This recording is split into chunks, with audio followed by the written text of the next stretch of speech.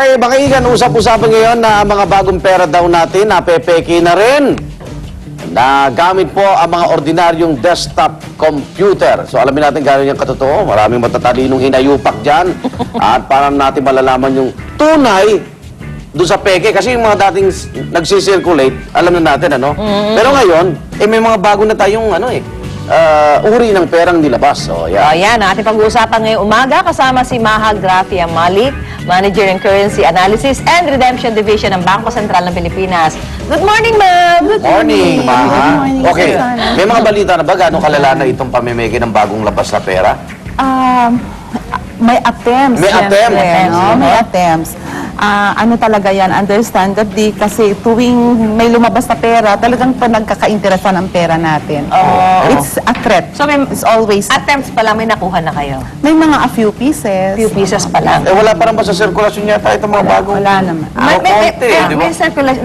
Itong ating bagong pera, may mga 702 million pieces out there sa meron circulation. na. Kaya pala 20 pesos pa lang yung nakukuha mo. Ganon? O, isa pa lang. 700 to 2 million lang po. 702 million pieces. Bakit po kukunti yung ano? Kasi initial lang ito. Okay. Okay. Ano Mama, pa na yan, oo. dako na tayo dun sa ano? Mga features. Oo. Mga security features na pipiliting gayahin ng mga nanonood ngayon. Ayun, halimbawa, ayan. Ito yung hawak ko ng 100 pesos. Ano yung mga security features dito na dapat tandaan ng ating mga kababayan para Ang tunay. malaman fake sa Peke. Ang muna sa Latin ang pera. Sa Latin. Tulad ng dati nating pera. Ano sa Latin? Sa Latin. Magaspang? Meron siyang mga Sa magaspang. Latin. Magaspang. Lalo na yung mga prints dito embossed, yung bang pag sinalat mong ganyan na nakakapa mo yung Like, alin po ito? itong Republika ng Pilipinas, itong 100,000. So, ang tunay Ang nakakapa. Oo, Ang tunay naka-emboss na. makakapa mo, naka-emboss yung mga prints na Naka-emboss. yan. Tapos, tingnan po natin ang kanyang serial number, no? Okay. Iba na ang ating pera, ang serial number ngayon. Dati, pantay-pantay. Ngayon, asymmetric. Kasi may, mataas. Oo. Smallest to, ano? Unti-unting lumalaki ang mga Oo nga, oo. ang alphanumeric. Maliit yung niya. letra, malaki yung mga numero, Palaki ng papalaki siya, palaki. papalaki. Oo. Palaki ng papalaki. Oo. Okay. Sana papalaki ng papalaki din yung hawak nating pera, no?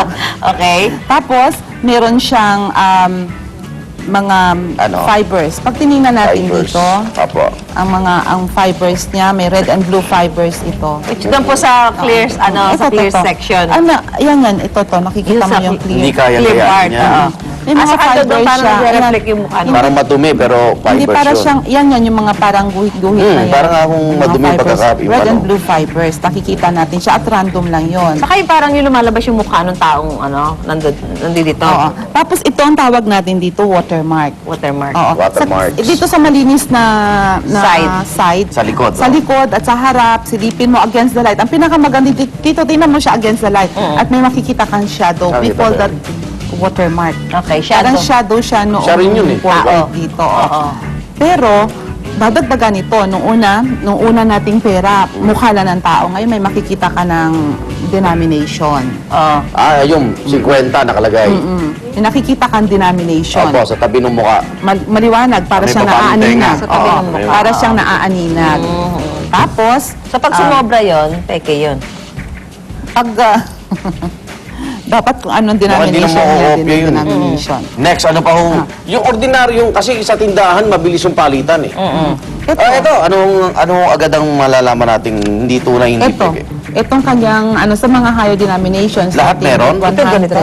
100 up to 1,000. Para iba Ah, wala. 100. 100 up to 1,000. Meron tayong windowed security thread na sinasabi natin. Ah, okay. Itong windowed Ah. security thread na yan, nagbabago-bago ang kulay. Glossy, nag-change from red to green. Sa amin nakalagay din. Pagkatapos, pag tiningnan mo against the light, may makikita kang initials ng BSP at saka yung denomination.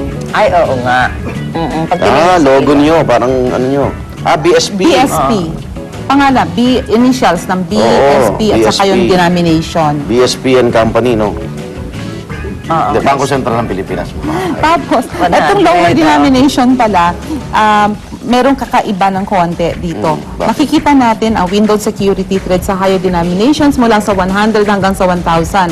Sa lower Makapal. denomination, Wala. hindi mo Line lang. Line parang ano lang, Pero manipis. naka-embed siya. nakapaloob. Pero pag tiningnan mo siya against the light, nakikita mo siyang ano, Yung mahabang linya. Mahabang linya. Oo, na Oo. parang yung paghahatian niya, di ba? Oo. Okay. So, yun yung mga difference po nung ano. sa higher denomination siguro gusto ko ding i-mention ano yung sa itong sa 500 ang tawag natin dito optically variable device kasi kunyari tinignan mo siya ngayon ang kulay ng parrot ay green, ang kanyang background ay parang red. Okay.